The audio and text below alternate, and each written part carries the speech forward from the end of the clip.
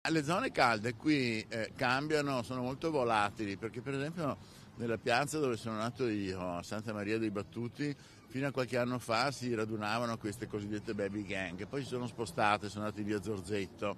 poi si spostano in via Roma, ma è un fenomeno che riguarda tutti. L'altro ieri ero a colloquio con il mio omologo, il ministro danese, che è anche presidente del Consiglio, le sessioni a Bruxelles, hanno lo stesso identico problema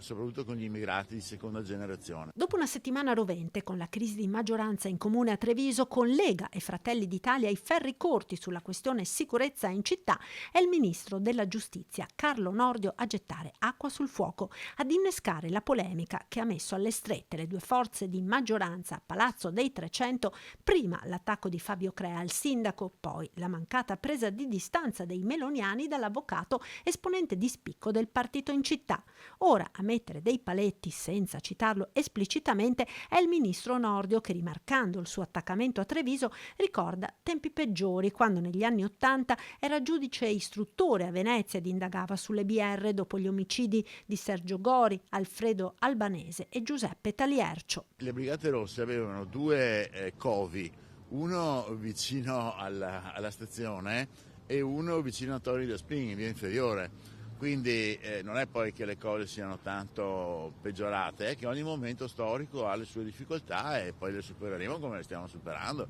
ma senza drammi. Poi ci fu l'incubo dei sequestri di persona, da Marina Monti a Sergio Mosole. Fenomeni criminali seguono un po' lo zeitgeist, lo spirito del tempo.